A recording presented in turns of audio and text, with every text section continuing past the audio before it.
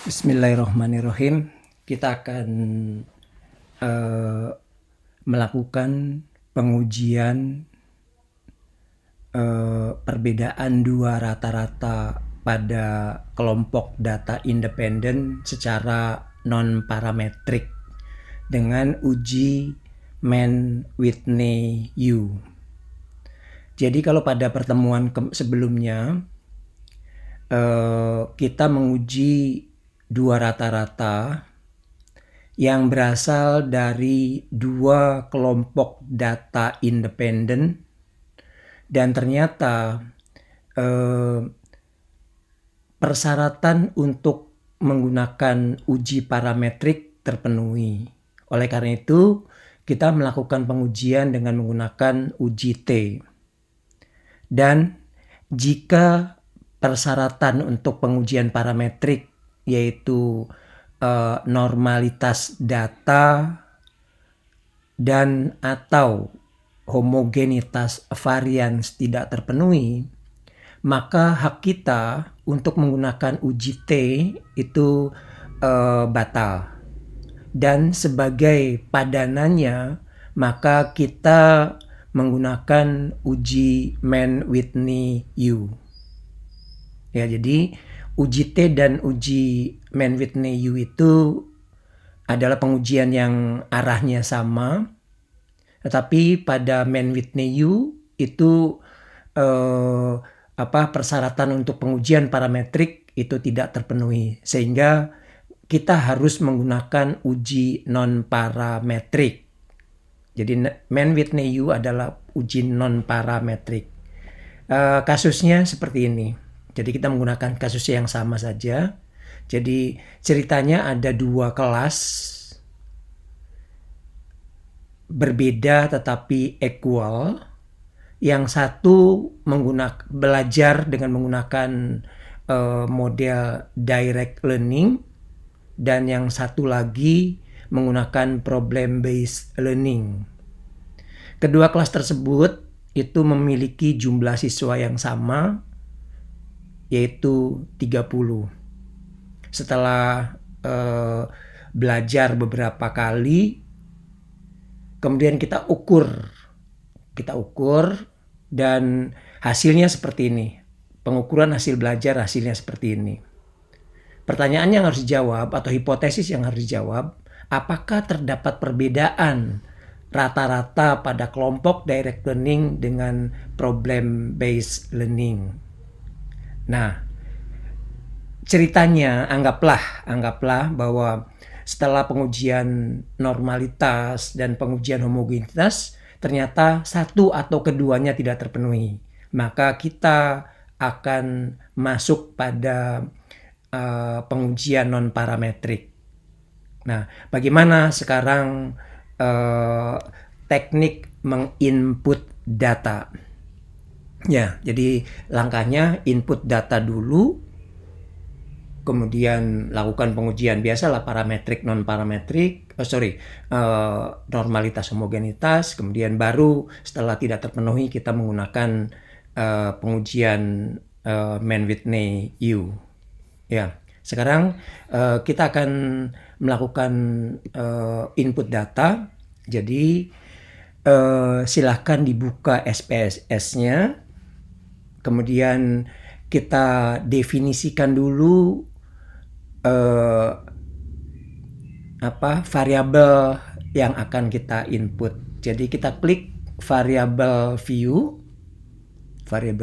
kemudian silahkan diinput dengan teknik yang sama seperti menginput data pada uji T. Jadi kita masukkan nama variabelnya dulu. Ya, nama variabelnya yang pertama adalah model, karena kita memiliki dua model, yaitu direct learning dan problem based learning. Silakan ini pastikan numerik, width-nya silakan gampang, itu bisa diatur.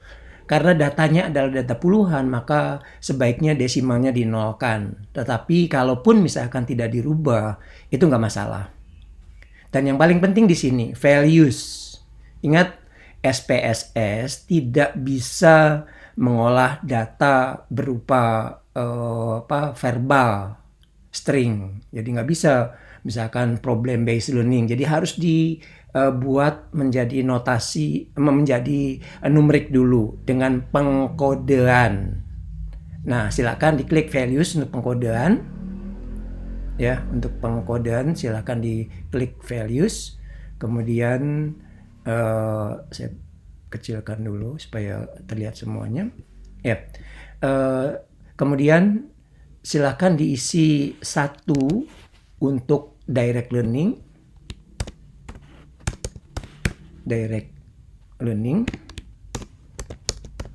Nanti kalau misalkan kalian, Pak, saya boleh nggak menggunakan kode lain? Itu silakan aja, nggak ada masalah. Kemudian 2 untuk problem based learning.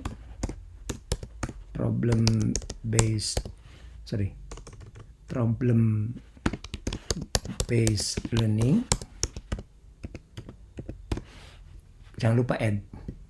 Kalau sudah, lihat. Kita sudah melakukan pengkodean 1 untuk direct learning, kelompok 1 nih. Dan kelompok 2 adalah notasinya 2 untuk problem based learning. Kita klik OK. Kemudian kita klik OK. Dan ini opsional, jadi kalian ubah menjadi center boleh, enggak juga nggak apa-apa, nggak mempengaruhi perhitungan. Tapi yang penting ini measure, itu silahkan pilih scale. Nah, inilah definisi untuk variabel pertama. Kemudian kita masukkan yang kedua adalah hasil belajar atau skor hasil belajar. Jangan lupa tidak boleh ada pemisah. Ya, tidak boleh ada jeda, ketukan, spasi, nggak boleh. Nah, silahkan karena hasil belajarnya puluhan, maka kita nolkan saja. Ini juga opsional dan ini wajib scale. Ya, maka kita sudah mendefinisikan semua variabel yang akan kita analisis. Kemudian kita klik data view. Nah, inilah kita perlebar dulu kolomnya. Ya, inilah variabel yang akan kita input. Ingat tadi ada 2 model, yaitu direct learning dan yang kedua adalah problem based learning. Direct learning itu ada 2 kelompok dengan masing-masing, ya. Untuk model itu ada 2 kelompok, yaitu direct learning dengan kode 1 dan problem based learning dengan kode 2. Masing-masing, ya, kita lihat sini, masing-masing itu beranggotakan 30. Jadi kita susun 30 yang pertama itu adalah untuk direct learning. Jadi kita tuliskan di sini 31, ya, sebanyak 30. Kita copy aja. Silakan Ctrl C atau klik kanan. Ya, klik kanan. Copy. Kemudian kita paste sampai dengan nomor 30. Sampai dengan nomor 30. Klik kanan, paste. Nah, ingat nomor 1 sampai dengan nomor 30 ini adalah siswa yang belajar dengan menggunakan model direct learning. Angkanya 1. Kalau kita mau lihat 1 itu apa? Di sini nih ada A dan 1. Ini bisa string, bisa juga numerik. Kita klik aja di sini, klik. Nah, kita akan melihat kita perlebar dulu.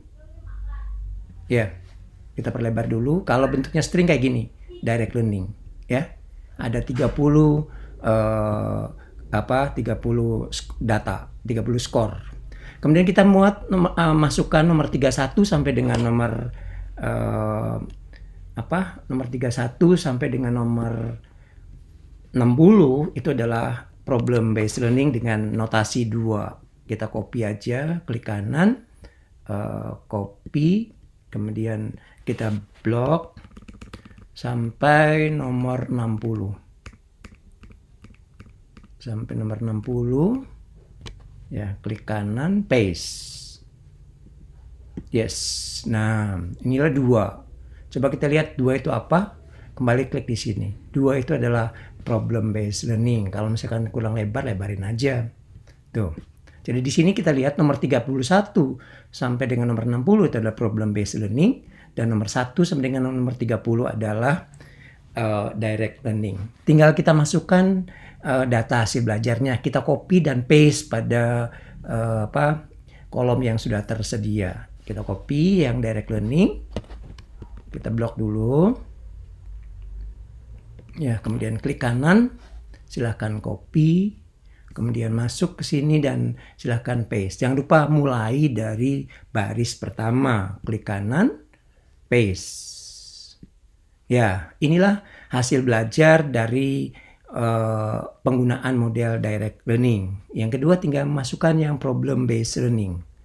Kita copy, kemudian kita blok. Jangan ada yang ketinggalan ya. Kita copy, kita blok.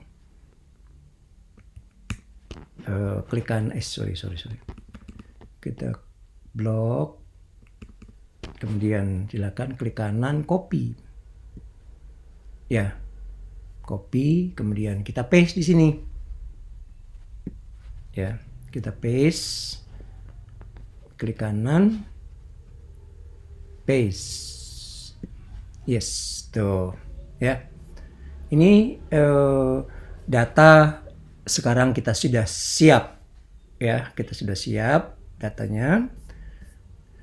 Selanjutnya jadi input data sudah selesai dan sekarang kita melakukan analisis. Langkahnya sangat mudah, ya, sangat mudah. Tinggal klik analyze. Ingat tadi uji Mann-Whitney-U adalah non parametric, maka kita geser, kita cari non parametric test. Tuh. Ya.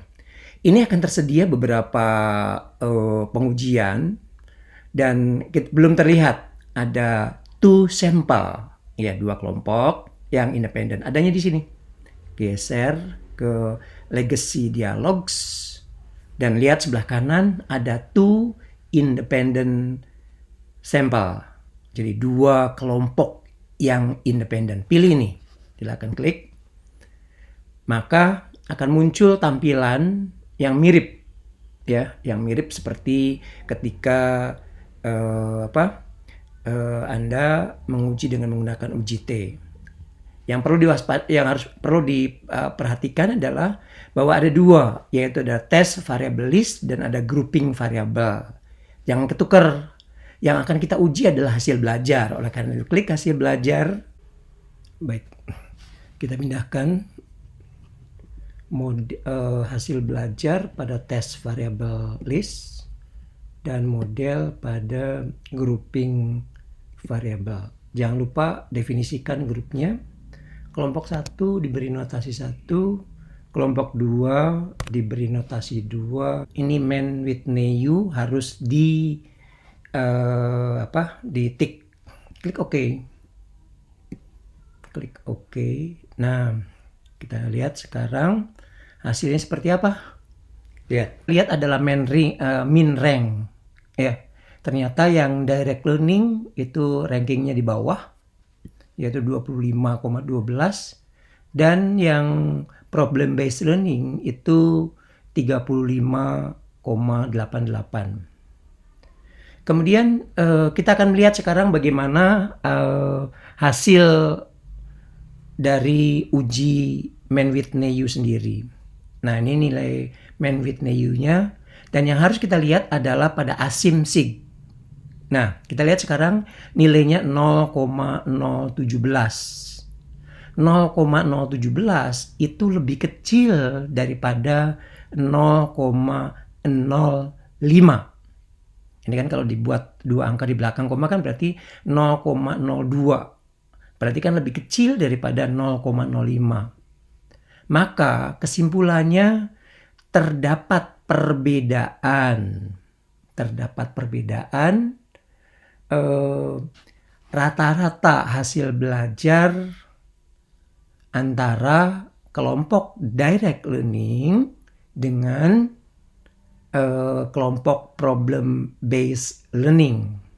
Whitney U. Lihat, jadi di sini lihat asimnya, jika nilainya kurang dari 0,05 maka kedua rata-rata yang diperbandingkan berbeda nyata. Demikian pengujian menggunakan Mann-Whitney U.